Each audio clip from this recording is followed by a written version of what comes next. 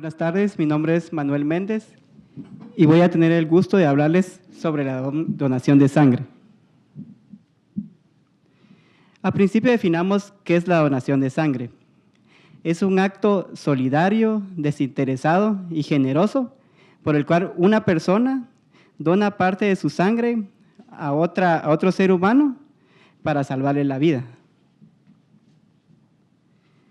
¿Por qué es importante la donación de sangre? Como sabemos, la sangre es un componente importantísimo de nuestra vida. Es un tejido líquido el cual el hombre no ha podido fabricar. No podemos fabricar un eritrocito, no podemos fabricar un leucocito, mucho menos una plaqueta. Y la única forma de obtenerlo es a través de la donación de persona a persona. En intervenciones quirúrgicas. Existen procedimientos médicos como intervenciones quirúrgicas, las cuales es inevitable la pérdida de sangre. Les voy a poner unos ejemplos. Por ejemplo, en un procedimiento de trasplante hepático, utilizamos hasta 30 unidades de sangre. Eso quiere decir 30 donadores. Por ejemplo, en un procedimiento de trasplante de cadera, de imposición de cadera, utilizamos de 1 a 8 unidades de sangre. También se han reportado casos donde enfermos de leucemia han utilizado hasta 100 unidades de plaquetas.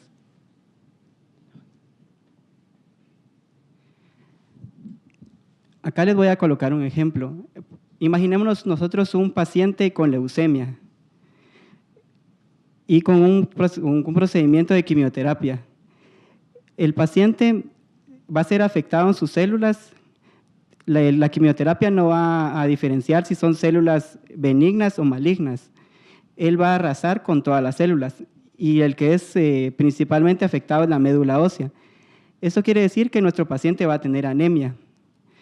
Efectivamente, una unidad de sangre no lo va a curar del cáncer. Lo que va a hacer es que tenga una mejor calidad de vida. Complicaciones durante el parto.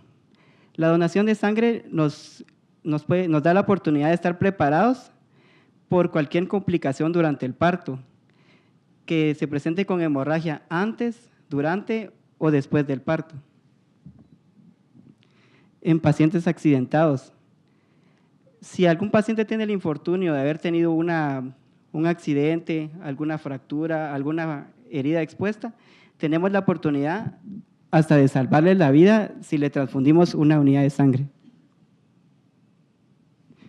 Tipos de donantes. Este es el donante que más vemos en los bancos de sangre. Es el donador de reposición. Es el que dona por pedido de algún familiar, algún conocido o algún amigo. Ustedes no han escuchado, por ejemplo, que dicen que en los hospitales no operan a las personas hasta que llevan sus donadores. Este es el donador de reposición. Y cabe mencionar que las personas, los pacientes, son los que los buscan. Donación autóloga. Esta es donde el mismo paciente es su donador. Cabe mencionar también que el paciente tiene que buscar el visto bueno del médico y tiene que presentarse 2 semanas antes de la cirugía o del procedimiento médico. Estos son los donadores que nosotros queremos en los bancos de sangre, los donadores voluntarios, los cuales no buscan ningún lucro y su única motivación es ayudar al prójimo y salvar vidas. Esto es lo que nosotros necesitamos que nos convirtamos en el futuro. Requisitos para la donación. Al principio, el primer requisito es presentar DPI o presentar pasaporte para los extranjeros. Estar comprendido entre 18 y 55 años. ¿Pueden donar los menores de edad? Sí pueden donar. La edad mínima para donar son 17 años, toda vez tengan consentimiento de sus padres o tutores, los cuales los tienen que plasmar por escrito. Peso mínimo, 110 libras. ¿Por qué 110 libras? El volumen total de sangre en nuestro torrente sanguíneo depende directamente del peso. Se calcula que más o menos tenemos 70 centímetros cúbicos por cada kilogramo de peso. Esto quiere decir que si una persona menor de 110 libras realiza la donación, posiblemente pueda tener alguna complicación, como algún desmayo, algún desvanecimiento. Y esto no lo queremos en los bancos de sangre. Lo que queremos es que el donador se regrese a su casa bien y que regrese en el futuro. Y no sabemos, tal vez se puede convertir en un donante voluntario. Sanguíneo en la licencia, de todos modos los bancos de sangre tienen la obligación de corroborarlo. Prueba de CUMS directo y CUMS indirecto, perdón. Algunos bancos de sangre realizan fenotipo.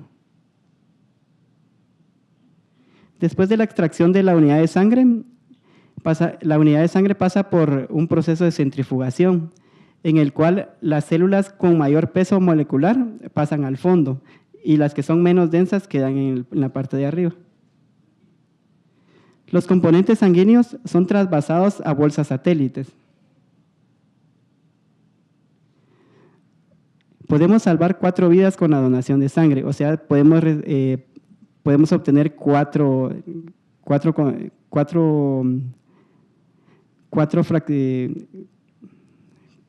componentes sanguíneos. La más utilizada son las células empacadas. Las células empacadas están compuestas mayoritariamente de eritrocitos. Esta nos ayuda para combatir tanto anemias crónicas como anemias agudas. El plasma fresco congelado. El plasma fresco congelado nos puede durar hasta 1 año congelado a 30 grados. Nos sirve para corregir déficit de factores de coagulación en los pacientes.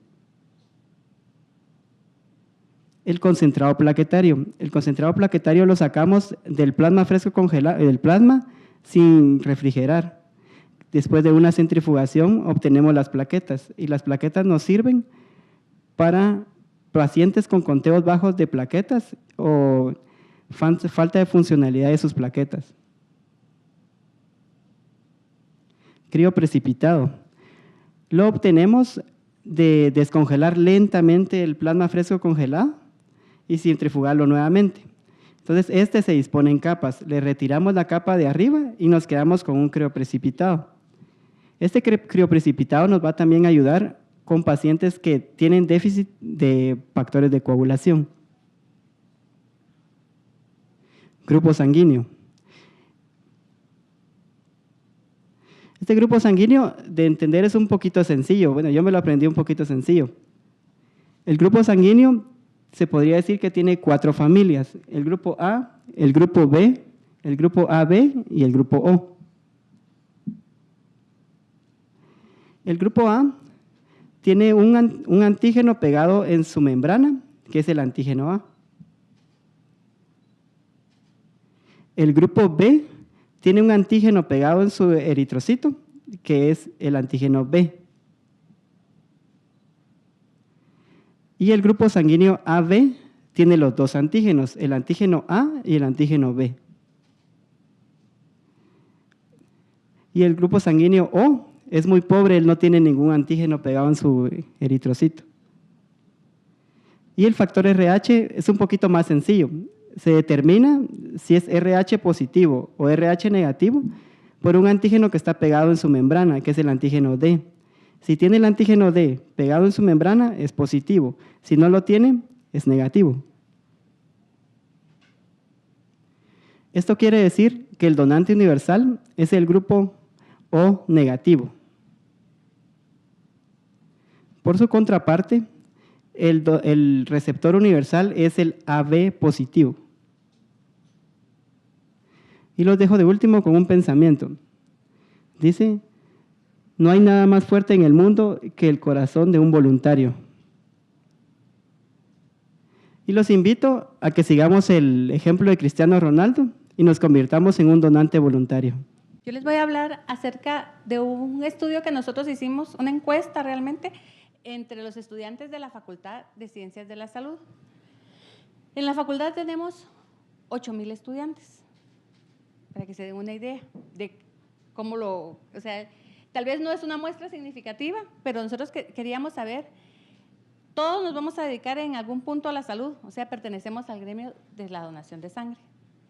Entonces queríamos saber qué tanto sabían o no sabían de la donación. Entonces, esta encuesta se les pasó en el GES. La encuesta era muy sencilla. Era, ¿qué edad tenían? Nosotros tomamos en cuenta desde 15 años hasta arriba de 51, porque en la facultad tenemos de todas las edades y tenemos todavía menores de edad que acá se acaban de graduar y están entrando a la universidad.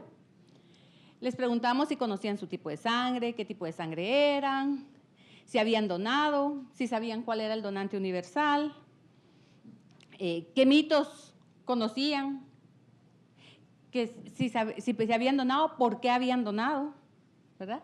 Y nuestra última pregunta era si conocían que era un donante por aféresis. Y realmente las respuestas fueron bastante interesantes. Ahorita lo vamos a ver. Bueno, en el sexo, un 67% son mujeres. O sea, la facultad, los que contestaron en 3 cuentas eran mayoritariamente mujeres. Y un 33% de hombres. Como les dije, desde 15 hasta arriba de 51 años. ¿Conocen su tipo de sangre? El 78% nos dijo que sí y el 22% nos dijo que no. Realmente las respuestas confiamos en lo que las personas nos estaban diciendo, ¿verdad? Y en los tipos de sangre, que era nuestra siguiente, si lo conoce, ¿cuál es? El 55% de nuestra población es O positivo. Posteriormente tenemos el 24% es A positivo, el 10% es B positivo, AB positivo y el 1% es O negativo o B negativo. O sea, ¿cómo es la población en Guatemala? Les preguntamos igual si habían donado. El 76% nos dijo que sí y el 24% nos dijo que no. Ahora, los motivos para donar. Ahí nos sorprendimos. Tenemos un 43% fue voluntario, un 54% fue por necesidad de un familiar o un conocido y un 3% porque le pagaron por hacerlo.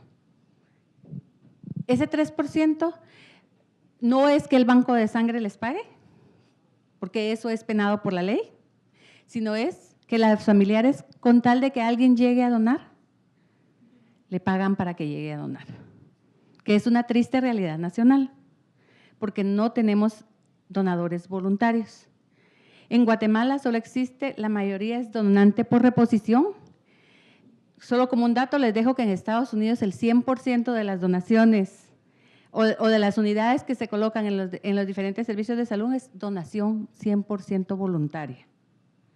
Eso sería la meta en Guatemala, que lográramos tener donantes voluntarios, que no tuviera que ser bajo amenaza. No operó a su paciente porque usted no nos trajo los donantes. ¿Sí? Tráigame 3 donantes y lo operamos. ¿Sí? O se está muriendo y aparece en el Facebook todas las hojas, el dueño fulana de tal necesita donadores O positivo o A negativo, lo que sea. Es triste que no tengamos donadores voluntarios. Y otra pregunta que hicimos fue, ¿qué mitos de la donación conoce? Realmente son mitos, es falta de información, necesitamos darles más información. Y si lo vemos que nosotros estamos en el sistema de salud, es triste que no sepan que es un mito, que no pasa nada. El 60% conoce el mito de un tatuaje o un piercing y no puedo donar. Eso es un mito, como ya se los explicó mi compañero Manuel. Después de un año, ustedes ya pueden donar. ¿Sí? Tenemos también, con el 13%, donar sangre me adelgaza o me engorda. Eso es mentira. ¿Sí? Tenemos también, solamente puedo donar una vez al año. No es cierto. Podemos donar los hombres cada 3 meses, las mujeres cada 4 meses. Y lo deberíamos de hacer todos. Tenemos también con un 4%, si dono sangre, puedo contraer VIH, SIDA u otra enfermedad. Eso es mentira. No vamos a contraer nada. Porque los sistemas son cerrados, son únicos para cada persona. O sea, no es que con la misma aguja que pinché a este paciente voy a pinchar al otro. No, todos los equipos son descartables. Ese es el mito que la gente cree, que se va a contagiar de algo más porque reutilizamos las agujas. Y no es cierto. También tenemos que, me voy a debilitar si dono sangre. Solo si no estamos en las condiciones adecuadas, ¿verdad? Nos vamos a debilitar, pero además es transitorio. Y la sangre solo se necesita en casos de emergencia. Eso no es cierto. Siempre es necesario que los bancos tengan sangre, no solo para las emergencias, es para todos, para que alguien necesita un accidente, o póngase en el caso de que tuviéramos una emergencia nacional. Yo estoy segura que no nos daríamos abasto. Y no me dejarán mentir, no tendríamos sangre suficiente para… Si tuviéramos, por decirles, un terremoto y llenamos los hospitales, no vamos a tener sangre para todas las personas. ¿Sí? Entonces, este es nuestro mensaje. Hay que donar sangre. ¿Sabe cuál es el donante universal? El 57% nos dijo que sí y el 43% nos dijo que no.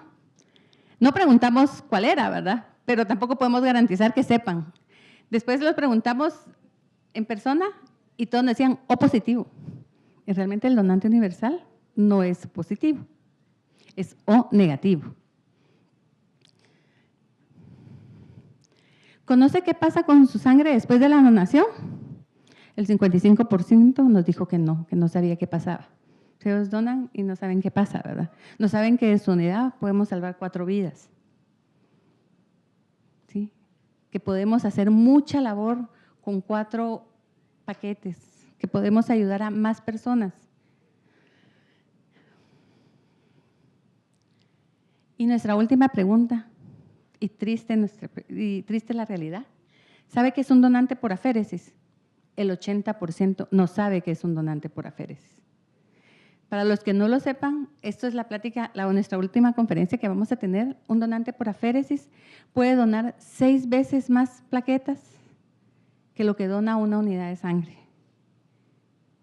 O sea, si ustedes hacen una donación por aféresis, van a tener 6 veces más plaquetas que una unidad. O sea, y en los casos, ustedes han oído campañas de la UNOP, en donde se necesita donación de plaquetas. ¿Por qué? Porque los niños que tienen, o las personas que tienen cáncer por la quimioterapia, se les bajan las plaquetas y eso es lo que tenemos que darles. Entonces, nuestra invitación es donen sangre. ¿Pueden donar? ¿Dónde puedo donar? En cualquier banco de sangre. Van a ser bien recibidos, ¿sí? Ahora ya saben cuáles son los requisitos. ¿Mínimos? Sí. ¿Pueden ir a cualquier hora? Sí. ¿Verdad? No importa si ya saben que si te hicieron un tatuaje, pues esperan. Si se hicieron una perforación, esperan. ¿Sí? Toda la sangre es importante para todos. En cualquier banco los van a recibir. Esperamos que las siguientes conferencias sean de su agrado y estos son nuestros resultados. Buenas tardes, mucho gusto. Como ya lo dijeron los compañeros, soy licenciada en Ciencias de la Comunicación y trabajo en el Ministerio de Salud Pública y Asistencia Social. Y lo que les vengo a presentar es parte de la experiencia que como Ministerio de Salud y como programa hemos obtenido durante este tiempo que hemos estado desarrollando esta estrategia en el Ministerio. Así que vamos con la primera diapositiva. Compartirles, ¿verdad?, que el Programa Nacional de Medicina Transfusional y Bancos de Sangre fue creado a través de un acuerdo ministerial en el Ministerio de Salud a partir del año 2003. Luego tiene como principal mandato, ¿verdad?, ser el órgano rector en materia de medicina transfusional y bancos de sangre a nivel nacional. Adicionalmente, que ustedes conozcan que está adscrito al Departamento de Regulación de los Programas de Atención a las Personas de la Dirección de Regulación, Vigilancia y Control de la Salud en el Ministerio de Salud Pública y Asistencia Social. Nosotros estamos desarrollando nuestro trabajo a través de este marco legal. Para quien preguntaba con relación a las leyes, pues este es el marco legal a nivel nacional para los servicios de medicina transfusional y bancos de sangre. En primer lugar, pues está la Ley Nacional de Servicios de Medicina Transfusional y Bancos de Sangre, que es el decreto 8797. Luego está el reglamento de esa misma ley, que es el Acuerdo Gubernativo 75-2003, y luego también tenemos el Acuerdo Ministerial, como les compartí hace un momento, que crea el programa a partir del año 2003. Como decían, pues una de las acciones que yo he desarrollado en el programa como parte de un equipo de trabajo, eso sí es algo bien importante que quiero resaltar, ¿verdad? Como parte de un equipo de trabajo hemos implementado la institucionalización en el Ministerio de Salud de una estrategia que se llama colectas móviles de sangre, pero adicionalmente a eso, pues también desarrollamos otras estrategias para dar a conocer a la población la importancia de la donación voluntaria de sangre. Entre esas estrategias, por supuesto, las colectas móviles, la promoción, la educación y la formación de recurso humano para la promoción de la donación voluntaria altruista y repetida de sangre en el país. La siguiente, compartirles, ¿verdad?, que en el año 2017 en Guatemala se desarrollaron 141 colectas móviles a nivel nacional, la mayoría de las cuales se llevan a cabo acá en la capital de Guatemala, ¿verdad? Y algunas también se desarrollan en otros departamentos del país con la participación de los profesionales de los bancos de sangre, los jefes de los bancos de sangre que están en los diferentes departamentos de Guatemala. De esas 141 colectas móviles se obtuvo como unidades efectivas 4,611 en total. Es un porcentaje bastante bajo si consideramos, y acá no lo coloqué, que a nivel nacional en ese año se colectaron aproximadamente 9,000 unidades de sangre. Entonces, vamos a pasar a la siguiente. Yo quiero compartirles esto, ¿verdad? De todas las colectas móviles que se llevaron a cabo en el año 2017, el 69% se desarrollaron a través de los servicios del Ministerio de Salud Pública y Asistencia Social, un 15% se desarrollaron a través del ICS y otro 15% a través de la promoción que hacen también los bancos de sangre privados en Guatemala. La siguiente, por favor. Este es un historial del porcentaje de donación voluntaria de sangre que hemos tenido en Guatemala. Yo llegué al Programa Nacional de Medicina Transfusional y Bancos de Sangre en el año 2005, cuando se iba a dar inicio a la implementación de estas estrategias. Nos encontramos en el programa con la estadística que decía que el 0,01% de las unidades colectadas a nivel nacional era proveniente de donantes voluntarios de sangre. O sea, básicamente no existía la donación voluntaria de sangre en el país. Con el transcurrir de los años y a través del desarrollo de muchas acciones, la colaboración y participación de muchas personas también, pues se ha ido incrementando este porcentaje y actualmente pues estamos hasta el año 2017 con un 5,04% de donación voluntaria de sangre a nivel nacional. Esto quiere decir que de todas las unidades que se colectan en Guatemala, un 5.04% son provenientes de esas personas que participan en su mayoría en las colectas móviles o que se acercan a los bancos de sangre con la intención de donar voluntariamente. No tienen ningún paciente en el hospital, pero ellos quieren hacer este acto, este gesto solidario hacia algún paciente que pueda necesitar una transfusión de sangre. En Guatemala, el Ministerio de Salud Pública cuenta con 6 unidades de móviles, les decimos nosotros, son unas paneles que han sido adaptadas que transportan el equipo para llevar a cabo las colectas móviles de sangre. Estas 6 unidades están distribuidas en diferentes departamentos de manera estratégica. Específicamente, hay una en la ciudad capital y las otras 5 en departamentos priorizados donde la mortalidad materna es más alta. De esto debido a que la mortalidad materna en su mayoría se da por hemorragia. Quiere decir que las mujeres, como decían antes, durante o después del parto empiezan a tener una pérdida de sangre y es la principal causa de muerte materna en Guatemala. Entonces, ahí se ubicaron estos vehículos con equipo para poder llevar a la población y acercar a la población las colectas de donación de sangre. ¿Y esto por qué? Porque en el año 2003 también se había hecho a nivel nacional una encuesta en la que se determinó que las personas que quieren donar sangre voluntariamente prefieren hacerlo en un lugar que no sea el hospital. Y nosotros sabemos que la mayoría de los bancos de sangre están en hospitales. Los donantes de sangre no son pacientes, no son personas que están presentando ninguna enfermedad. Como ya lo escucharon de parte de sus compañeros, un donante de sangre debe de ser una persona saludable. Entonces, a raíz de eso, las personas saludables no quieren llegar hacia los hospitales.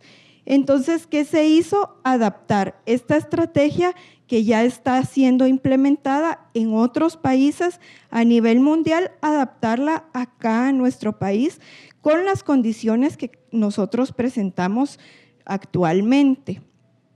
La siguiente, por favor, gracias. Estas son algunas imágenes de las colectas que nosotros desarrollamos en diferentes instituciones, algunos de nuestros donantes voluntarios que participan en ellas y también parte del equipo del personal que llega a esas colectas. En las colectas participa personal del Programa Nacional de Medicina Transfusional y personal de los hospitales que son beneficiados con las unidades de sangre que ahí se captan. ¿Por qué? Porque el personal de los bancos de sangre es el responsable de los procesos técnicos que ahí se desarrollan. Entonces, ellos son los que básicamente tienen la responsabilidad de esas unidades que ellos están llevando. Ellos llegan, extraen la sangre de los donantes y ellos mismos se la llevan hacia los hospitales donde ya es procesada para la transfusión de sangre a los pacientes que lo necesitan. Una de las estrategias que también estamos desarrollando es la educación. Se da en diferentes niveles. Se da en el nivel primario a niños básicamente entre 4º y 5º año de primaria y también se le da al grupo de estudiantes que están en el último año de su carrera de diversificado. Esto con el fin de que ellos pues también se empiecen a dar cuenta de la importancia que tiene la donación de sangre, de lo importante que es que ellos también tengan estilos de vida saludables y en algún momento que se les vuelva a hacer la invitación para ser donantes, ellos puedan hacerlo. La siguiente. Otras actividades también son las actividades de promoción, información y sensibilización a la población en general. Nosotros participamos en ferias de la salud, También cuando nos piden conferencias sobre la importancia de la donación de sangre a grupos específicos, nos acercamos para hablar con relación a este tema, dar información, ampliar los conocimientos de la población y, como decían, también eliminar los mitos. Esto es parte de un trabajo hormiga. ¿Por qué? Porque en el caso de hacer, por ejemplo, una campaña de publicidad masiva, nuestra población en Guatemala aún tiene mitos, y si nosotros les decimos o los urgimos a que vayan a donar sangre de manera voluntaria, aún así se van a quedar con los mitos. Entonces nosotros necesitamos acercarnos a la población y a esa población dirigirnos específicamente a personas como ustedes, jóvenes que deben de conocer esto, y especialmente también, y algo muy importante que me gusta de este seminario, es que esas personas jóvenes que se van a involucrar en el sector salud, ¿verdad? Entonces es muy importante. Muchos de los mitos que existen con relación a la donación de sangre provienen del personal de salud, muchas veces por desconocimiento de la forma en la que funciona nuestro cuerpo, ¿verdad? La sangre se recupera, ¿verdad? No es que si yo dono sangre ya no voy a recuperar eso que doné, nuestro organismo la recupera, y eso es parte del conocimiento que ustedes poseen y del conocimiento que deben de transmitir a las personas que se acercan a preguntarles, porque una persona que quiere donar sangre difícilmente se va a acercar, por ejemplo, en mi caso, a mí, porque soy comunicadora, pero segurito que los miran a ustedes con bata o con una filipina y se van a acercar a preguntarles. Entonces es muy importante que conozcan toda esta información para transmitir la realidad de la donación de sangre y sobre todo motivar a la donación de sangre voluntaria. Porque el otro 95% de donación de sangre que se reporta a nivel nacional se reporta como donación de sangre de reposición. Entre esa sangre de reposición, entre esos donantes de reposición, están escondidos los donantes pagados. Ya vieron que aquí ustedes los encontraron porque estaban haciendo un tipo de encuesta diferente. Cuando llegan al banco de sangre a decir que van a donar para un paciente, regularmente dicen que son familiares de esos pacientes. ¿Y qué sucede? La familia les está pagando, ¿verdad? Los bancos de sangre no le pagan a nadie por donar, la familia les paga. ¿Y qué sucede con los donantes a los que les pagan? Mienten durante la entrevista. Nosotros les decimos a ustedes o a los donantes que van a llegar como voluntarios a las colectas, necesitamos su sinceridad en las respuestas a las preguntas que tiene la entrevista que se hace a los donantes previo a su donación. Pero una persona a la que le están pagando, desde el momento en el que le preguntan, ¿a usted le pagan por donar sangre? Y responde no, desde ese momento es una persona que está mintiendo, ¿verdad? Y nosotros necesitamos sinceridad. Primero, por el cuidado de la salud del propio donante y segundo, por el cuidado de la salud de los pacientes que reciben la transfusión de sangre de alguno de los componentes que se obtienen de la unidad que donan. Entonces, es básico para nuestro país la formación de donantes voluntarios de sangre. La siguiente.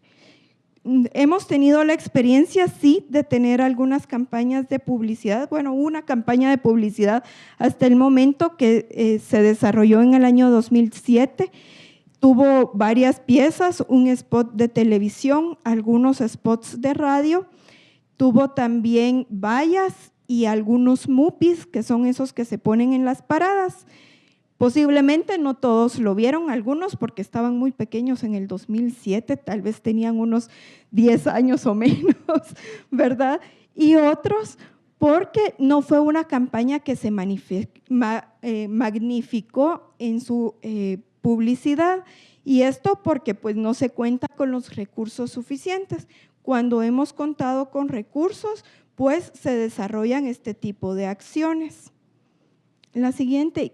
Y por eso, precisamente, como primicia les quiero compartir, esto ustedes son los primeros que lo saben, que a partir de junio de este año, el 14 de junio para ser exactos, el Día Mundial del Donante de Sangre, pues se va a hacer el lanzamiento de una campaña de promoción de la donación voluntaria de sangre en Guatemala. No va a ser una campaña masiva, pero sí va a ser una campaña que nos va a acercar un poco más a la población y poder brindarle más información con relación a este tema.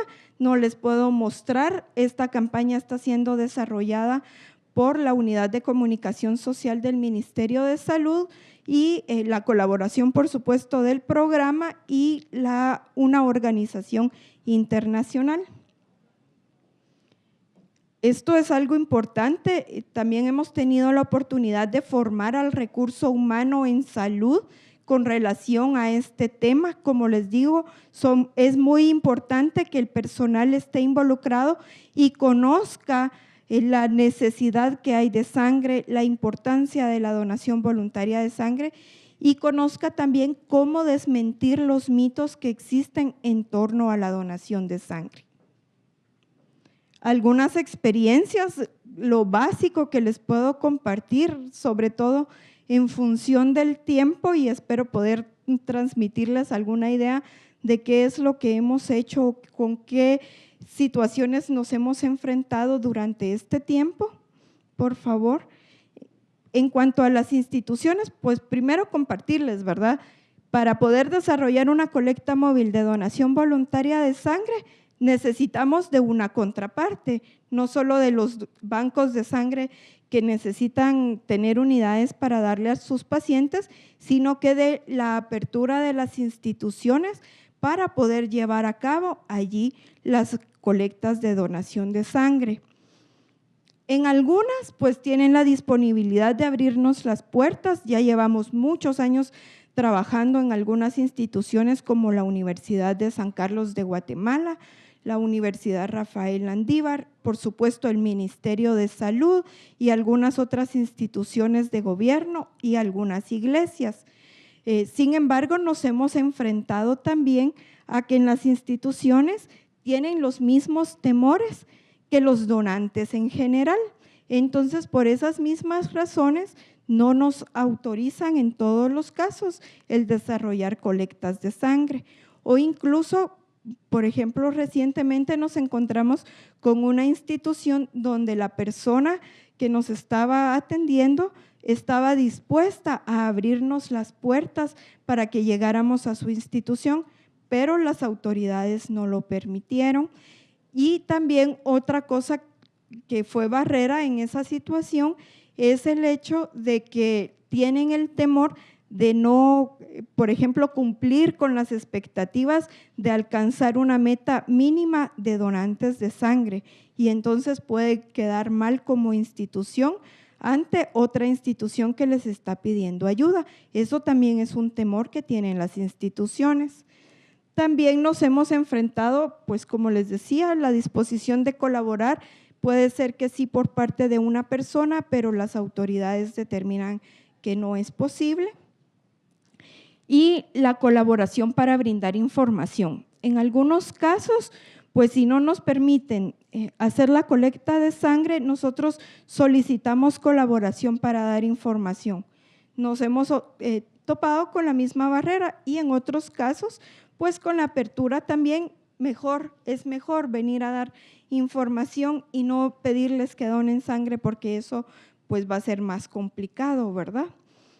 Y en el caso de los donantes, en muchos casos, el tiempo disponible para la donación, quisieran que el tiempo se acortara a 10 minutos, ¿verdad? Y como ya lo compartían los compañeros también, pues la donación de sangre es un proceso que lleva varios pasos y no se puede hacer en corto tiempo, ¿verdad? Y además de eso, nos enfrentamos también al temor de los donantes, a los mitos que existen en la población en general y en la población a la que nosotros estamos intentando captar como donante de sangre. Esto es básico, ¿verdad? El temor siempre va a existir y estos que presentaban los compañeros son los principales, ¿verdad? Además de eso se deriva por supuesto, de la falta de conocimiento. ¿Qué sucede cuando dono sangre? ¿Qué sucede después que done sangre?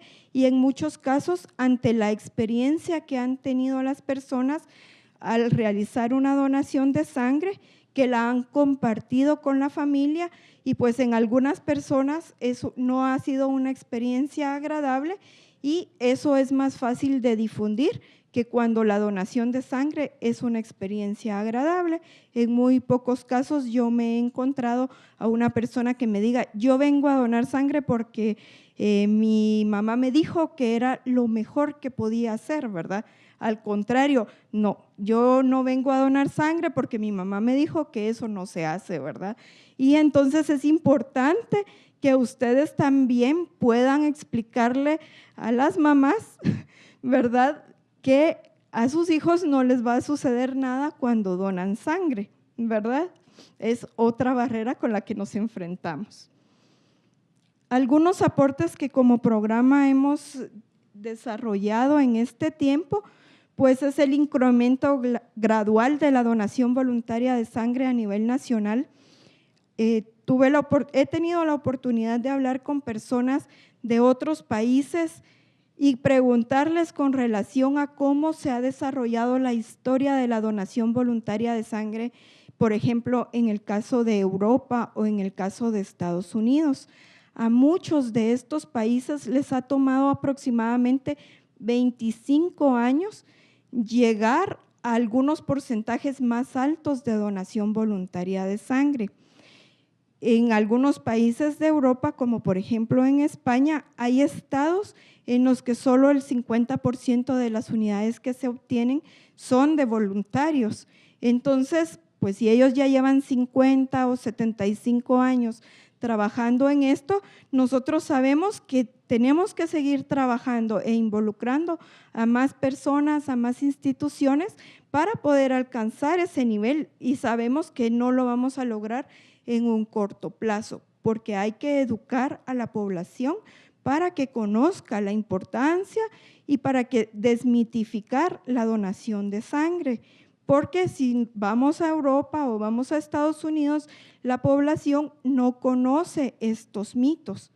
Y algo bien importante que también nos hemos encontrado es que ellos no saben qué es un donante de reposición. Encontré un país donde me dijeron, ¿y qué es eso? ¿Verdad? Cuando yo hablé de un donante de reposición, es el familiar que llega y que cuando le van a hacer la cirugía a su paciente tiene que ir a dar la sangre. Pero ¿y no llegan todas las personas que pueden donar sangre a los bancos de sangre? Aquí todos los días hay filas de personas que quieren donar sangre y no tienen pacientes en los hospitales. Pero aquí es lo contrario aún. Pero si todos nosotros trabajamos en esto, pues dentro de unos 25 o 30 años, primero Dios, sus hijos ya no van a conocer qué es una donación de reposición. Y pues también hemos apoyado, ¿verdad?, con las unidades de sangre que se obtienen a los hospitales que las reciben, a los pacientes que están en esos hospitales que necesitan transfusiones. Algo importante es que ya hemos empezado a ver frutos de las actividades de educación que se hace con los estudiantes.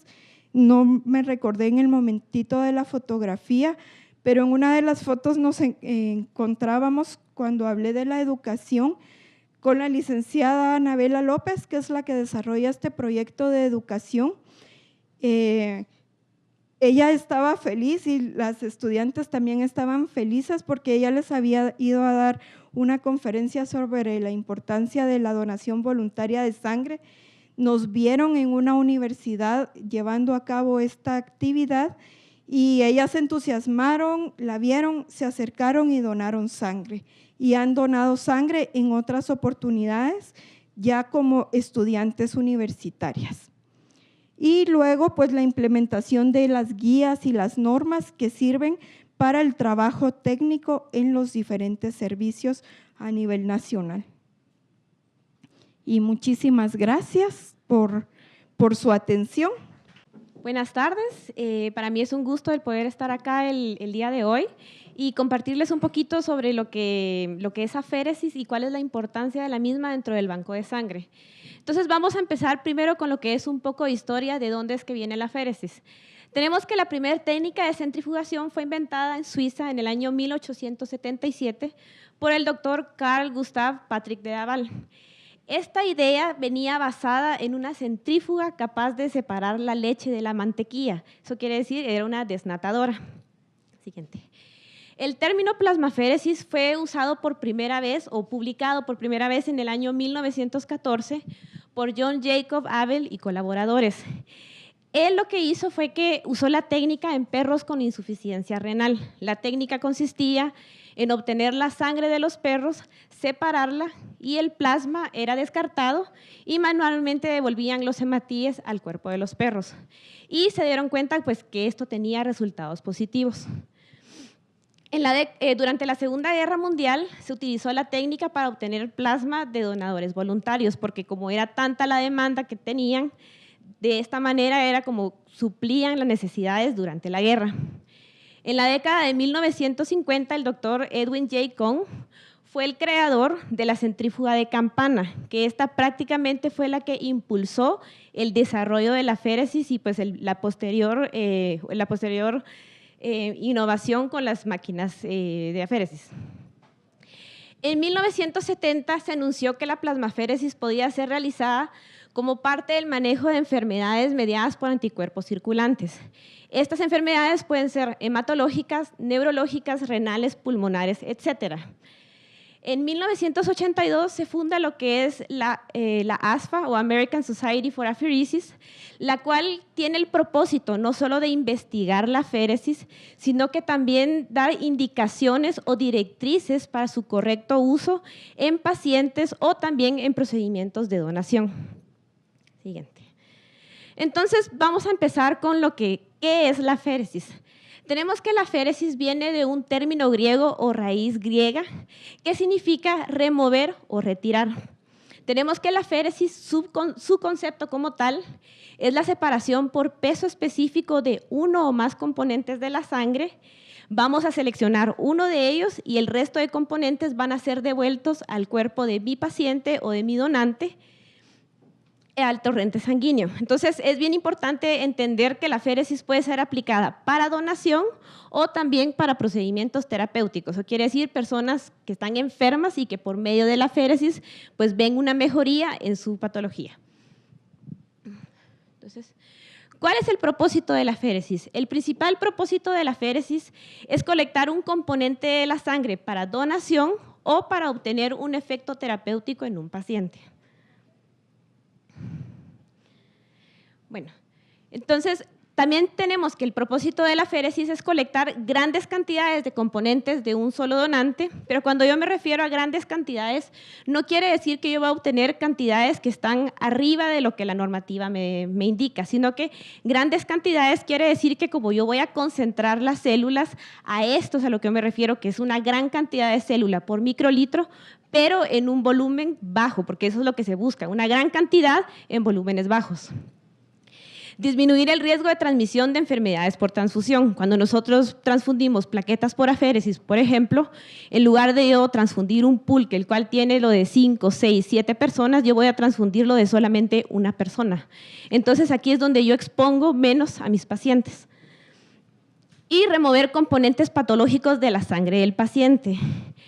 Esto pues es cuando, por ejemplo, yo estoy tratando a un paciente que tiene una enfermedad neurológica, lo que está causando esta patología se encuentra en el plasma, o sea, los anticuerpos circulantes que me causan la enfermedad.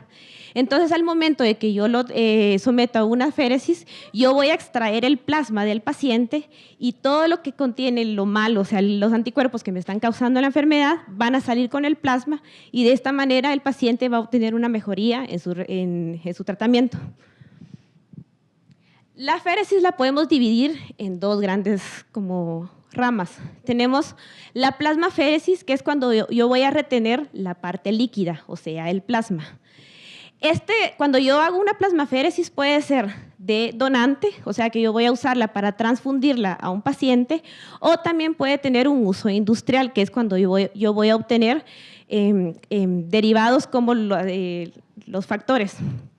Y también tenemos lo que sería la plasmaféresis terapéutica o recambio plasmático, que es cuando yo ya voy a tratar a un paciente por medio de plasmaféresis. Aparte tenemos lo que serían las citaféresis. Las citaféresis son las que vamos a retener los cuerpos formes de la sangre. Eso quiere decir, vamos a retener las células y devolver el plasma. Estas pueden ser la donación de plaquetas, pueden ser las leucoféresis o pueden ser las eritroféresis, que es cuando yo retengo lo que serían los glóbulos rojos. Las aplicaciones. Las aplicaciones de la féresis pueden ser como colecta de componentes, que es cuando yo voy a donar componentes a un banco de sangre.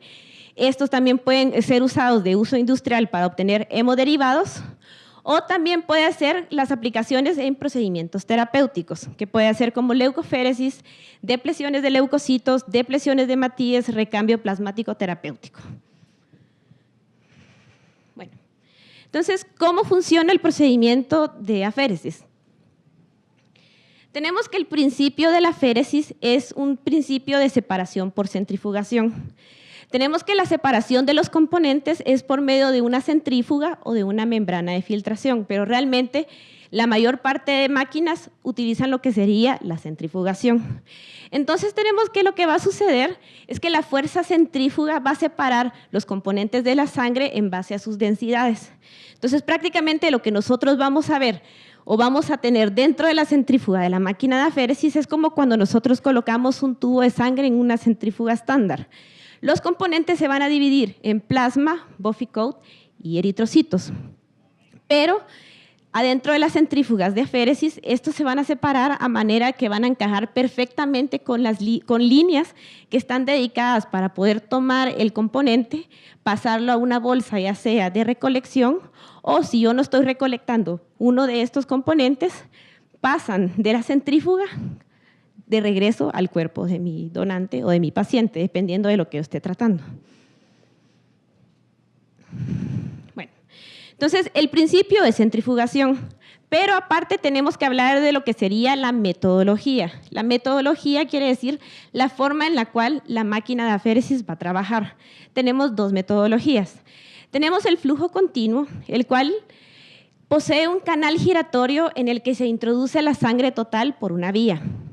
Los elementos sanguíneos posteriormente se van a separar por densidad y el componente seleccionado es enviado a una bolsa de recolección. Por ejemplo, cuando estamos hablando de una donación de plaquetas, estas van a subir a una bolsa de recolección y el resto de los componentes restantes, como plasma, hematíes y blancos, van a ser devueltos al cuerpo de mi donante. ¿Sí? La metodología de flujo discontinuo o intermitente. Esta consiste en que se extrae un volumen específico de sangre total, el cual va a ingresar a un bowl de centrifugación. Luego la extracción se detiene, se procesa el producto y este se va a separar en sus componentes. Entonces, cuando ya se separan los componentes, aquí es donde se toma una fracción deseada. Por ejemplo, cuando hablamos de plaquetas, las plaquetas van a pasar a su bolsa de recolección y el resto de componentes pues ya son devueltos al cuerpo de mi donante o de mi paciente. Y este proceso puede repetirse durante varios ciclos. Bueno, entonces el procedimiento a grandes rasgos consiste en lo siguiente. La sangre se separa por centrifugación de acuerdo a sus diferencias de densidad.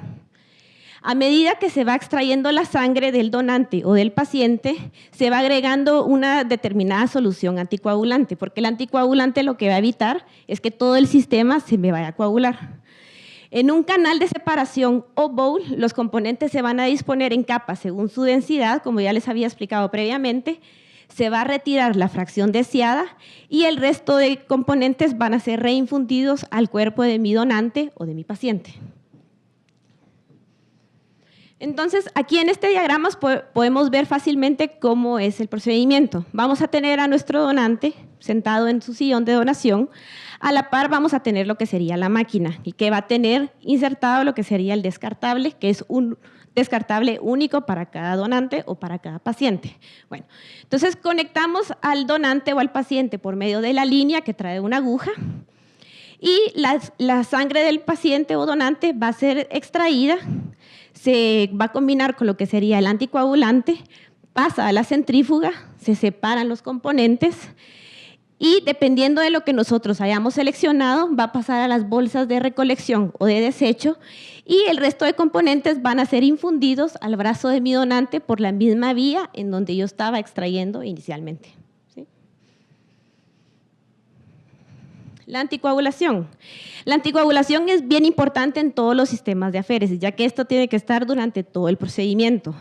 Entonces, con la anticoagulación yo prevengo la coagulación en la circulación extracorpórea, inhibo la agregación plaquetaria por la reducción del pH, mantengo la generación de ATP por la presencia de dextrosa y el reto es bien importante de la anticoagulación es establecer un balance entre la adecuada anticoagulación y una toxicidad potencial, ya que si yo también agrego una mayor cantidad de anticoagulante de la que mi donante o mi paciente pueda tolerar, también esto se vuelve tóxico, porque quiera que no es un líquido ajeno al cuerpo.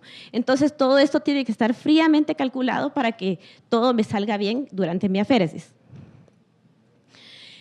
¿Qué características de seguridad debo de tener yo en una máquina de aféresis? Cualquier metodología que nosotros seleccionemos tiene que tener ciertas características para que mi procedimiento pueda ser exitoso. La primera es que la máquina debe contar con un sistema de detención manual para que el operador pueda detener el procedimiento en cualquier momento. ¿Qué pasa si de repente yo tengo un donante, un paciente, y este convulsiona, se desmaya o le pasa cualquier cosa durante el procedimiento? La máquina tiene que tener la capacidad de poder detenerla y decirle yo ya no sigo con la aféresis o solamente pausarla para esperar a que el donante se recupere y que ella ya pueda seguir su marcha. Otra, debe contar con un sistema de selección de flujo sanguíneo, ya que las máquinas no pueden tener un flujo sanguíneo que sea fijo, sino que este flujo sanguíneo tiene que poder ser variable para que este se pueda ir ajustando dependiendo de cada uno de los donantes que yo voy a ir manejando. Detector de aire, este es súper importante, ya que este protege al donante de un embolismo aéreo, ya que este debe contar con alarma audible y la bomba de retorno debe parar automáticamente y ser ocluida la línea de retorno si llegara a haber una burbuja. Porque ¿qué pasa si la máquina no detecta la burbuja? Iría directo al cuerpo de mi donante o de mi paciente.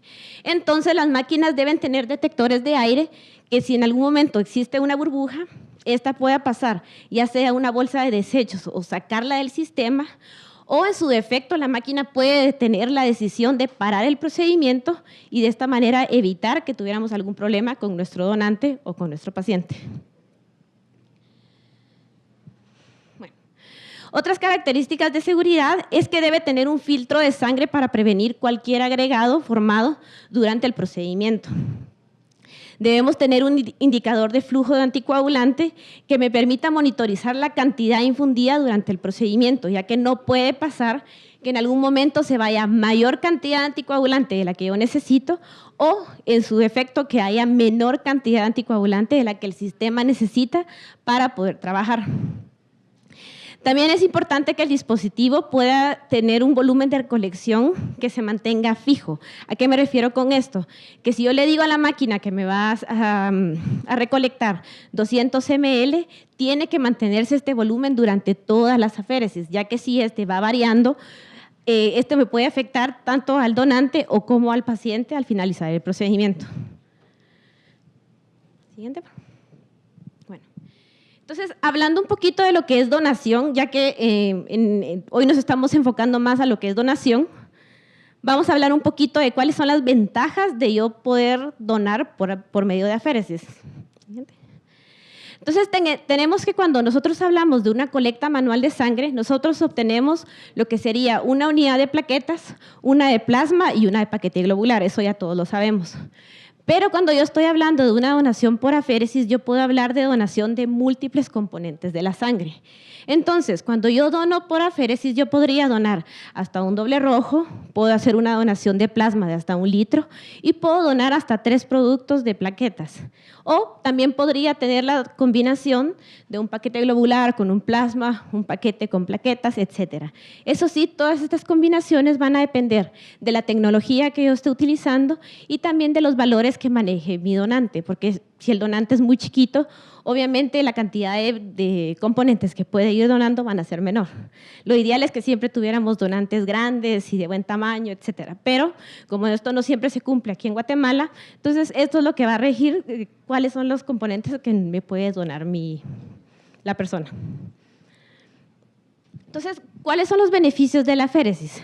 Tenemos colectas estandarizadas. Esto quiere decir que voy a aumentar la consistencia de los procesos, voy a eliminar pasos, voy a disminuir las oportunidades de error, ya que prácticamente la máquina de aféresis hace todo. El operador lo único que tiene que hacer es colocar el descartable, conectar al donante, pero ya de ahí la máquina es la que se encarga de hacer todo. Tenemos componentes leucorreducidos pre-almacenamiento, ya que la mayor parte de descartables viene preparada ya con filtros, los cuales al momento de que yo finalizo la aféresis, este producto ya lo puedo transfundir directamente a mi paciente o solamente lo almaceno. Y tengo rendimientos y concentraciones predefinidos, ya que yo al momento de iniciar la aféresis le voy a indicar a la máquina cuál va a ser la concentración que yo voy a obtener y esta se va a mantener. Entonces, por eso es que ya están predefinidos. Con una donación de aféresis puedo tener de 2 a 3 dosis terapéuticas con una serología. No tengo que repetirla varias veces. Y donación con menor tiempo de procedimiento, y esto aumenta la tasa de fidelización. Beneficios para el donante. Los beneficios para el donante es que se va a obtener una colecta de acuerdo a las características fisiológicas del donante, ya que al momento de que yo inicio la aféresis yo voy a colocar los datos del donante. Entonces la máquina va a seleccionar cuáles son los procedimientos para los cuales se van a ajustar a este donante. Entonces por eso es que son personalizados. Voy a tener un bajo índice de reacciones adversas, ya que los procedimientos de aféresis están controlados, entonces tengo menor reacción adversa. Tengo una donación con hora marcada, ya que yo le indico al donante a qué horas es que va a empezar la donación y a qué hora va a finalizar. Y tengo una atención preferencial, ya que por lo general al donante de aféresis se le cuida un poquito más, se le explica qué es el procedimiento y como el procedimiento tiene una duración de aproximadamente de 1 hora, 1 hora y media, entonces tengo suficiente tiempo para yo poder atenderlo y explicarle y estar con él durante todo el proceso. Y por lo general los beneficios es que siempre usamos equipos amigables. Por lo general las tecnologías tienden a ser en español, vienen con gráficos y tienden a ser amigables para el operador, así como también para el donante. Bueno, entonces ahorita me voy a enfocar un poquito de lo que es la plaquetoféresis, ya que el procedimiento de plaquetoféresis es el que tiene mayor auge en Guatemala y es el que pues, más se puede ver dentro de los bancos de sangre. Entonces, tengo que la plaquetoféresis tiene como objetivo colectar plaquetas en cantidad y calidad suficiente y concentrar de forma automatizada el equivalente a varias unidades de plaquetas de un solo donante. Y esto equivale aproximadamente a lo de 6 a 20 donantes tradicionales, sin problemas de sensibilización concomitante. Entonces, ustedes se preguntarán por qué equivale a lo de 6 a 20 personas. Es por lo siguiente, cuando ustedes obtienen una unidad de sangre completa, esta unidad de plaquetas que ustedes obtienen tiene más o menos un equivalente a 0.5 por 10 a la 11.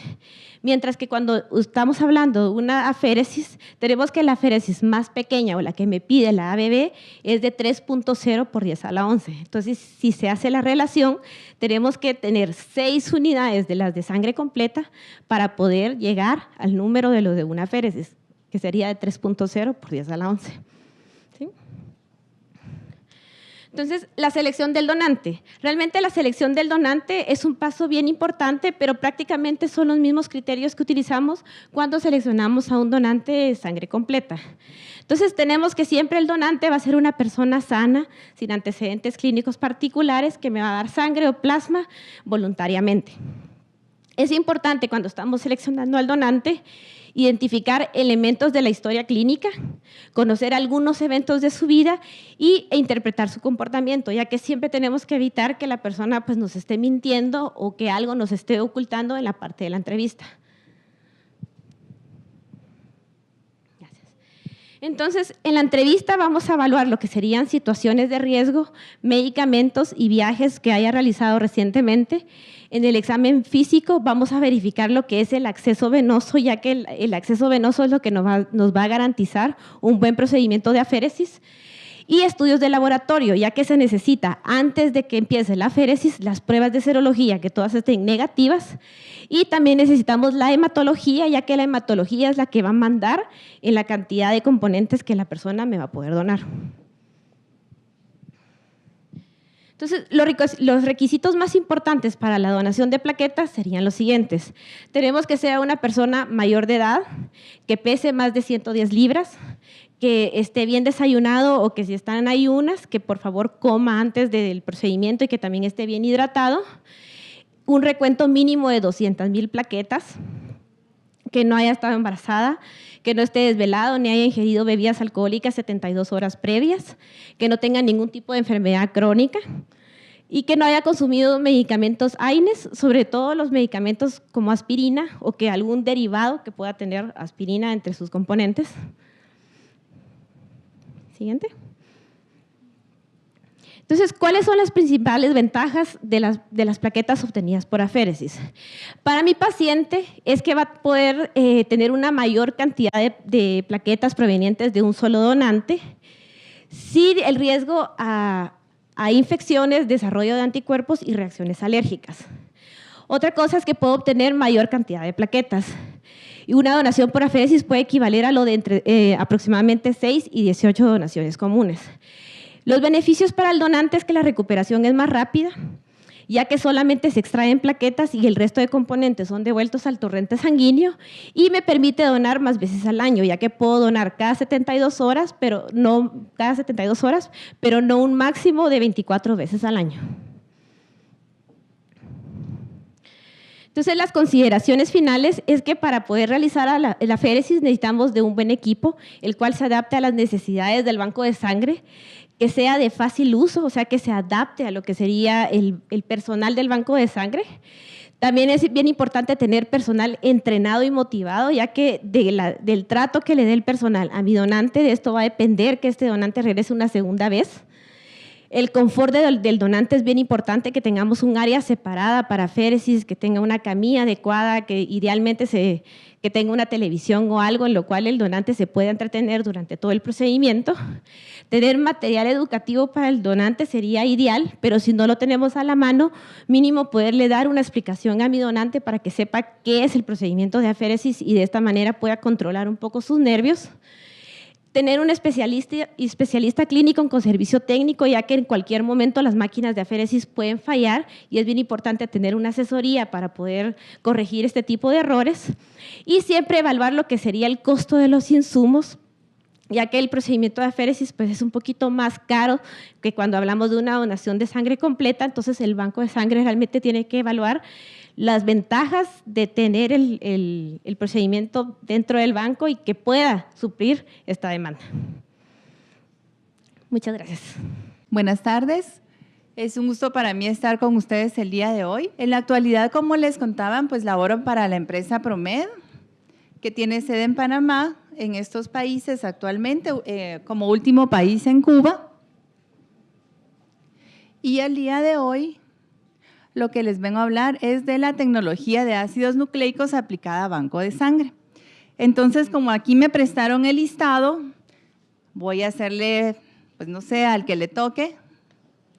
Tal vez me va a ayudar aquí Ana Karen Pop. ¿Dónde está Ana Karen? Se fue. Ana Karen. ¿Alguna vez había escuchado hablar de la tecnología NAT para banco de sangre o de los estudios con ácidos nucleicos? ¿Que les suene? ¿No? ¿Alguien que quiera voluntariamente contestar o dar su opinión? Levante la mano quien ha escuchado de los ácidos nucleicos para banco de sangre. Muy bien. Ok, entonces vamos a abordar este tema el día de hoy. Y vamos a empezar recordando que para hacer la detección y las pruebas a los donadores de banco de sangre, ¿qué es lo que investigamos? Podemos investigar antígenos en las pruebas que actualmente se hacen, pero también podemos estudiar anticuerpos, ¿sí? Sin embargo, y más recientemente, también se han hecho estudios justamente con ácidos nucleicos. A eso le llamamos tecnología NAT. NAT, por sus siglas en inglés, significa Nucleic Acid Technology o Nucleic Acid Testing NAT. Y lo que estudia es el material genético de los virus. Ya vamos a ver por qué. Si vemos esta gráfica, es para recordarnos que cuando hay una infección, el proceso inmunológico que se lleva a cabo es que primero un virus, por ejemplo, entra en el organismo, se empieza a replicar, aumenta la replicación, es este arco rojo, de color rojo que ven en la gráfica, y posteriormente van apareciendo o se van desarrollando, se van formando los anticuerpos en defensa o en ataque para contrarrestar a esos antígenos extraños que han ingresado al organismo. Esto es lo que les decía. Nosotros lo que medimos o estudiamos en los bancos de sangre a los donadores, por ejemplo, para saber si son HIV positivos o reactivos, hepatitis B o hepatitis C reactivos, son los antígenos, que los vemos acá arriba, y los anticuerpos. Sin embargo, antes de que podamos detectar antígenos o anticuerpos, hay un periodo que se llama periodo de ventana, que está justamente aquí, de aquí para allá, en donde el virus está presente, sin embargo, todavía no es detectable ni sus antígenos ni sus anticuerpos. En ese periodo que llamamos de ventana, es donde nos es útil la prueba de NAT. ¿Por qué? Porque la prueba de NAT no detecta los antígenos en la membrana de los virus, ni los anticuerpos que se desarrollan posteriormente, sino el material genético propio de cada virus. A pesar de que esta metodología nos ayuda a disminuir ese periodo de ventana, todavía tenemos acá en esta esquinita un periodo que se llama periodo eclipse. En este periodo, ni siquiera con las pruebas NAT podemos hacer esa detección todavía. Sin embargo, con NAT sí nos ayuda a disminuir ese periodo de ventana. Y esto es como recordatorio cómo se desarrolla un proceso infeccioso, una respuesta inmunológica. Y lo tenemos acá, en un esquema diferente. El NAT nos ayuda a identificar o a detectar un virus en el periodo de ventana. Posteriormente, sí nos va a ser positiva la prueba de detección antígenos y anticuerpos, y va a llegar un momento en posterior en el que la carga viral o la cantidad de antígenos ya decreció y únicamente vamos a detectar los anticuerpos con la serología tradicional, que es la que nosotros hacemos a la fecha en los bancos de sangre. ¿Hasta aquí hay alguna pregunta? ¿No? Bueno, continuamos. ¿Y qué es lo que sucede? Estas barras que ustedes ven acá, por ejemplo, en las primeras 3 barras, creo que no se van a lograr ver muy bien. Las primeras 3 barras corresponden al virus del HIV. Entonces, esas barras lo que nos dicen es que si hacemos la detección para HIV del antígeno P24, lo vamos a poder detectar a partir del día 15, posterior a la infección de ese donador o de esa persona con el virus. O sea, van a haber 15 días que si en esos días hacemos la medición del antígeno P24, va a ser un resultado no reactivo cuando en realidad sí está el virus presente. Eso es si hacemos el antígeno P24. Si hacemos la medición de ácidos nucleicos, podemos detectar la presencia del virus a partir del día 4.5, del día 4, que es la primera barra que está aquí. Eso es si utilizamos una sola muestra para hacer la detección, la muestra de un solo donador. Sin embargo, en NAT también está la opción de trabajar con lo que se llama pools, es decir, mezcla de varias muestras de varios donadores.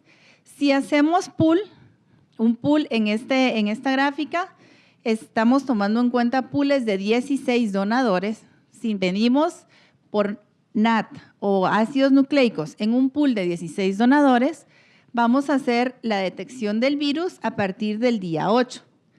Entonces, si se dan cuenta, es mucho más sensible de 4 a 8 días hacer la medición de ácidos nucleicos en muestra individual que en muestra de pool, que en pools de donadores. Y lo mismo sucede con los otros virus, ¿verdad? Por ejemplo, la hepatitis C, que es el más dramático que observamos en la diapositiva. Podemos hacer la detección del anticuerpo a partir del día 59. Entonces van a ver 59 días previos en los que no vamos a poder detectar esos anticuerpos. En la actualidad, en los bancos de sangre ya se hace detección de antígenos y anticuerpos. Entonces esto, todavía no, perdón, es un poco menos el tiempo, pero sigue siendo largo. Sin embargo, con NAT, en muestra individual, eso lo reducimos a 7.7 días para el HCV y para la hepatitis B a 16.3 días versus 38, que es la detección del antígeno de superficie de la hepatitis B. Entonces, si se dan cuenta, esto nos ilustra lo que estábamos platicando, que es una prueba que detecta con más anticipación, es más sensible, nos detecta antes la presencia de los virus. Sigamos. ¿Cuál es entonces la utilidad de esta metodología en los bancos de sangre? La que ya vimos como primer lugar es detectar periodos de ventana, o sea, donadores reactivos con la presencia del virus que se encuentran en esa ventana inmunológica.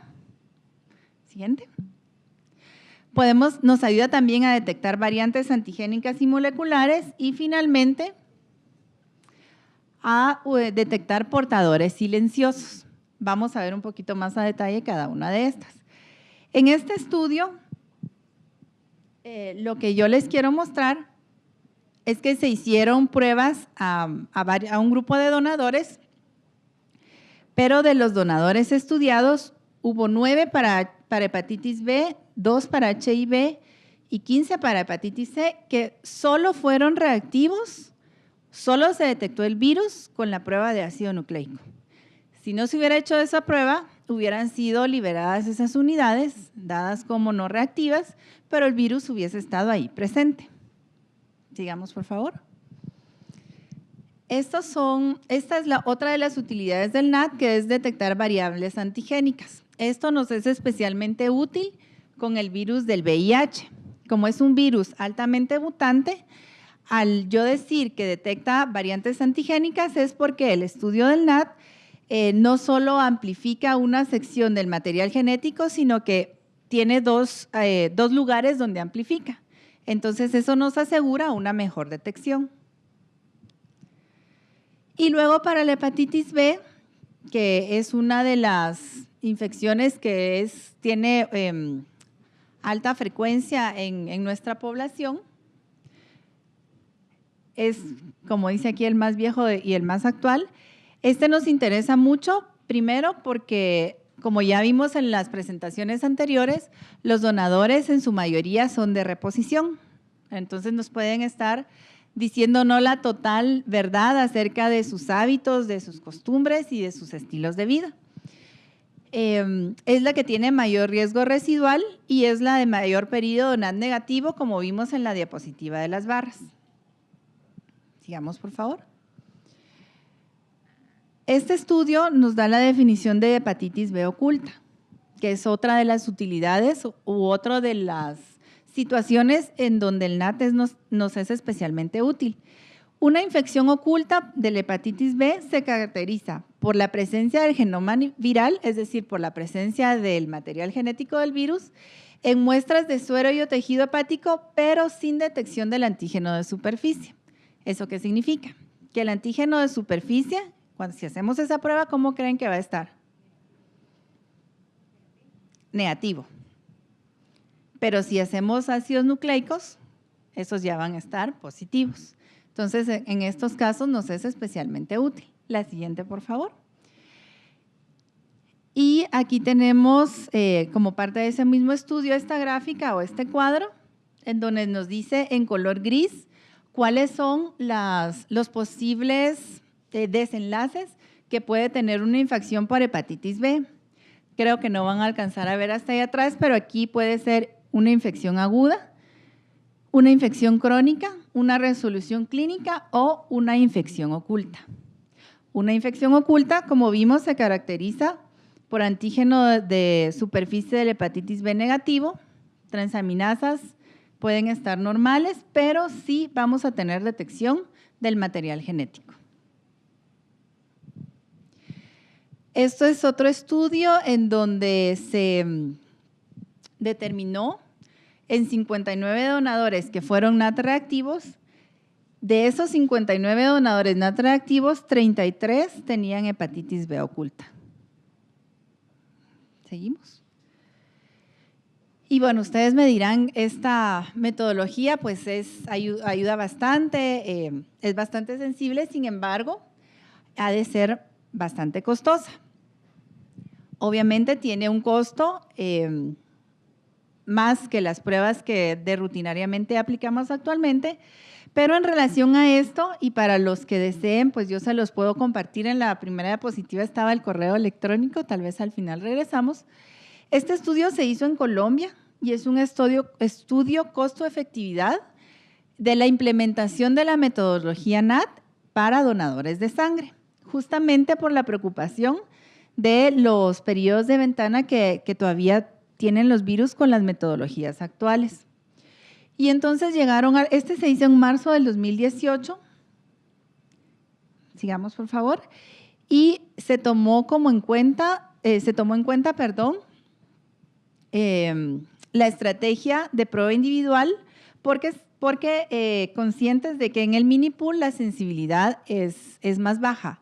Entonces, implementar una metodología que tiene un costo importante para no sacarle el mayor provecho, pues ellos hicieron el análisis con muestra, en NAT con muestra individual.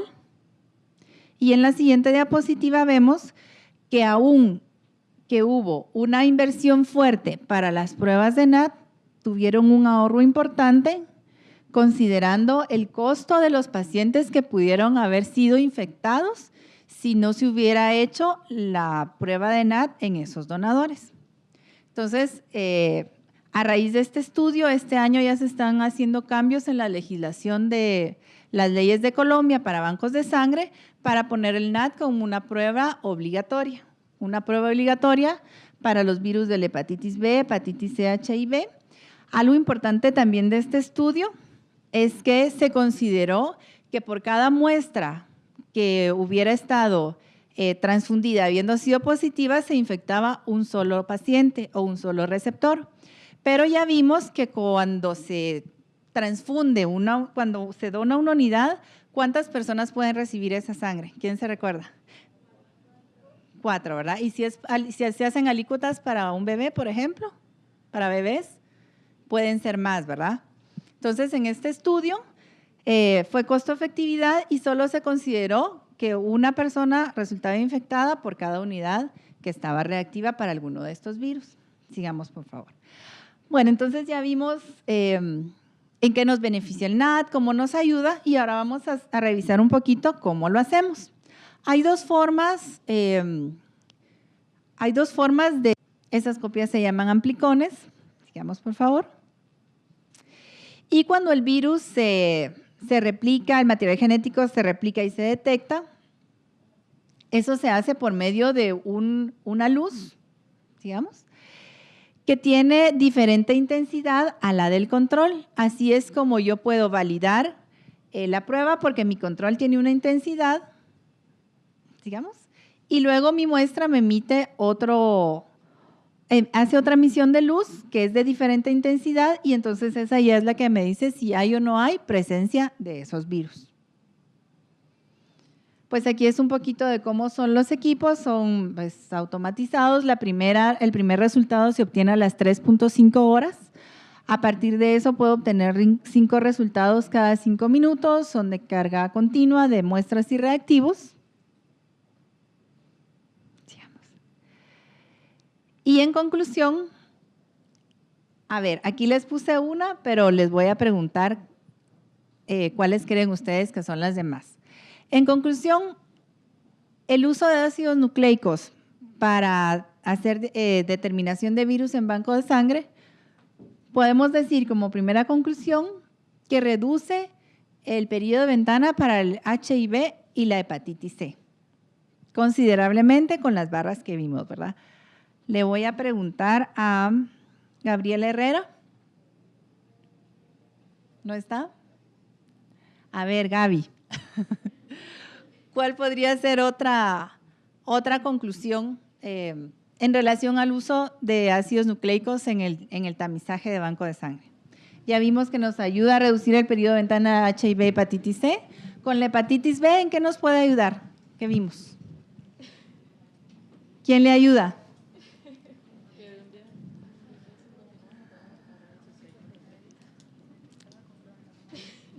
Bueno, Dios mío.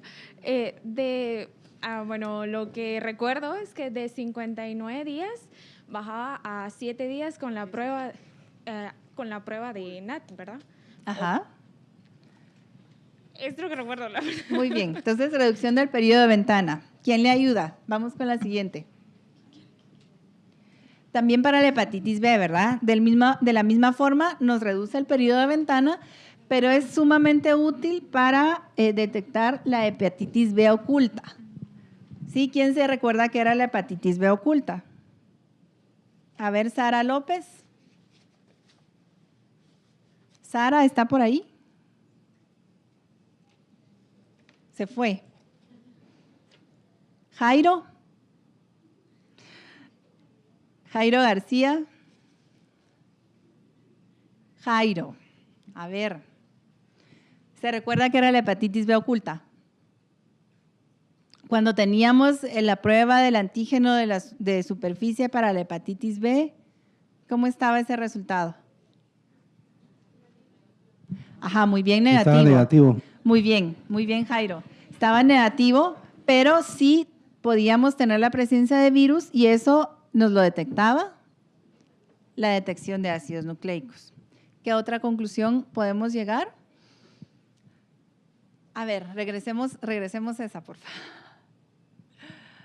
¿Ustedes creen que el NAT sustituye las pruebas de tamizaje serológico que usamos actualmente? No. ¿Quién dijo no y por qué? A ver, ahí atrás está Manuel. ¿Qué dice?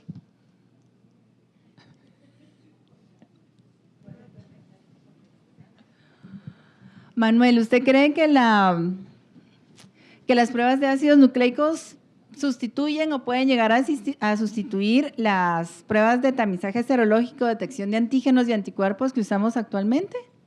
Bueno, son un poquito más sensibles, no, mucho más sensibles.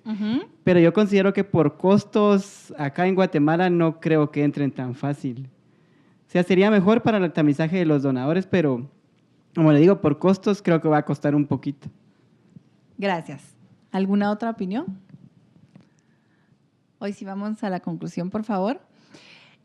Aún con el tema de costos, porque para eso es precisamente que se desarrollan estudios como este de costo-beneficio que se realizó en Colombia. El NAT es una prueba, está definida como una prueba complementaria de las pruebas serológicas, porque ya vimos que es cierto, detecta con mayor anticipación la presencia de los virus, nos ayuda a cortar periodos de ventana, pero no nos es útil para el seguimiento y para detectar los anticuerpos que se desarrollan en una etapa posterior y que si están también presentes en un donador, eso no nos permite transfundir esas unidades. ¿Por qué? Porque son indicativos de infección, a lo mejor crónica, pero que no se deben transfundir a un receptor. Sí, entonces, en realidad son pruebas complementarias de lo que nosotros hacemos actualmente. Y todo esto pues nos lleva como conclusión a que lo hacemos o que en los lugares donde se ha implementado, el objetivo es incrementar la seguridad transfusional. ¿Alguien tiene alguna pregunta? Sí.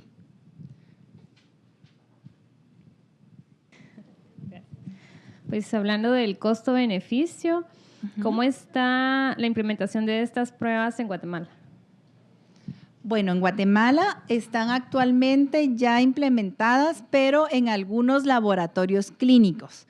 Para bancos de sangre todavía no hay ningún banco de sangre que las tenga implementadas actualmente.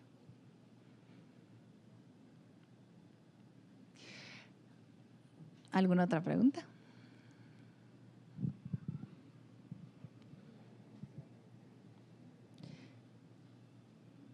Bueno, si no hay más, así, Jairo.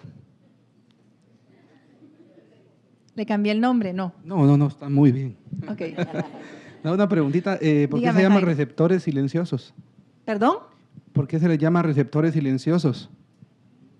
Receptores silenciosos. Sí, Portadores. Portadores silenciosos. Portadores silenciosos. Gracias. Ok. Si estamos hablando de la hepatitis B oculta, gracias por la pregunta, se llaman portadores silenciosos porque lo que hacemos de rutina, que es el antígeno de superficie de la hepatitis B, eso nos va a salir no reactivo. Entonces, en principio, nosotros diríamos esa unidad está apta para liberarse y para ser transfundida, cuando en realidad sí hay presencia de virus.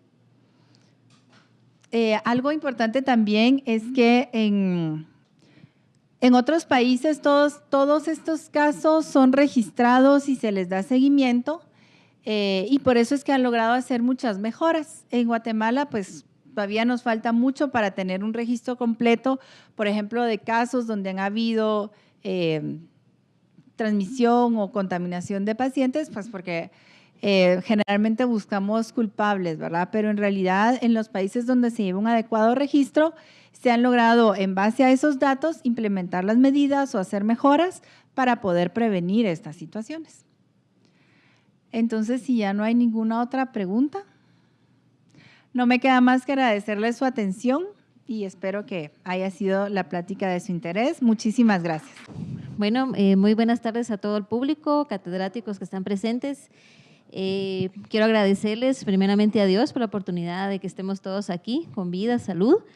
Agradecer a la Facultad de Salud, Universidad Galileo, a todos nuestros catedráticos por todos los conocimientos que nos han transmitido y que hoy nos permiten el éxito que hoy tenemos acá. A todo nuestro público, ¿verdad? Muchas gracias por haber venido. Estoy muy orgullosa que se haya llenado el salón, ¿verdad? Ahorita vamos a entregar unos reconocimientos a las personas, a los conferencistas que hoy nos honraron con su visita y con transmitirnos todos esos conocimientos. Entonces, entregamos reconocimiento a la licenciada Lucrecia Alfaro, por favor, a nombre…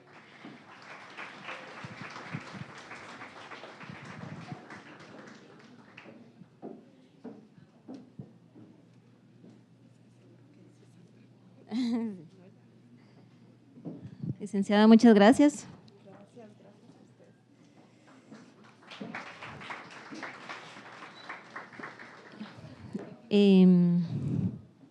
Por favor, pase a la licenciada Keila Abdala a recibir su reconocimiento.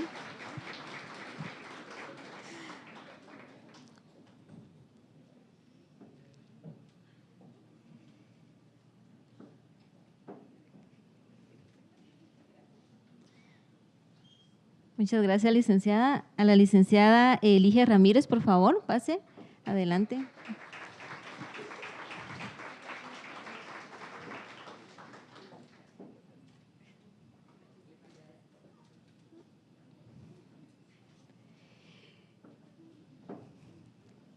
Y bueno, a la persona que nos dirigió en todo este curso de Banco de Sangre, muchas gracias, licenciada Carla Osuna, por transmitirnos todos sus conocimientos y por ser la gran persona y profesora que es. Muchas gracias.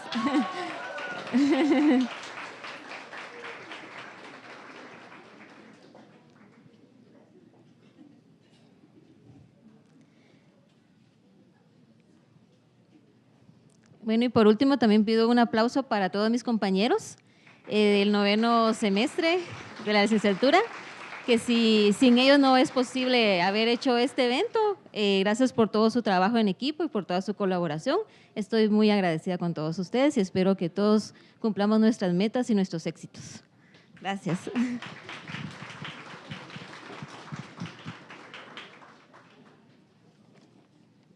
Bueno, entonces ahorita tenemos las palabras de despedida por la licenciada Carla Osuna como siguiente punto.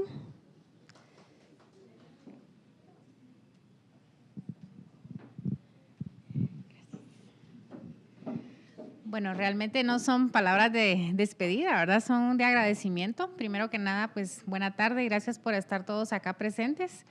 Quiero primeramente felicitar al grupo.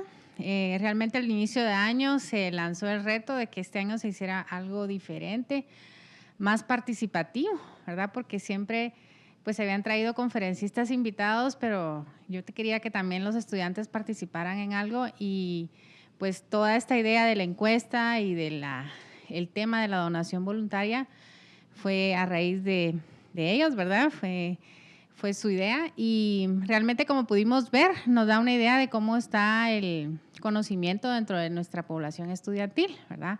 Falta mucho que hacer sobre el tema de donación voluntaria. Esperamos que esto sea un inicio y que de repente podamos tener aquí también alguna jornada de donación, ¿verdad? Con los estudiantes en algún futuro. Y de momento, pues tal vez de repente, como ya nos ofrecieron ahí en el LSU, ¿verdad? Podamos empezar algo por ahí. Y pues entonces los felicito, realmente fue una actividad bastante educativa, ¿verdad? Hubo bastantes preguntas a diferencia del año pasado, eso me gustó mucho. Y pues poco a poco ustedes van a ir también dominando mucho más este tema cuando estén ya como químicos biólogos en sus bancos de sangre o en sus laboratorios, ¿verdad? Entonces, a todos los estudiantes que también son de la carrera y que vienen atrás, pues también el reto para ir pensando qué van a hacer el próximo año. Y siempre, pues, nuevamente agradecerles a todos su presencia y a ustedes por su entusiasmo y su dedicación en esta actividad. Y también a nuestras conferencistas, muchas gracias porque pues su tiempo es limitado, ¿verdad? Probablemente, pero les agradecemos mucho el que hayan venido hasta acá, que son expertas cada una de las tres en sus temas y realmente valoramos mucho todo lo que nos compartieron esta tarde. Entonces no me queda nada más que decirles muchas gracias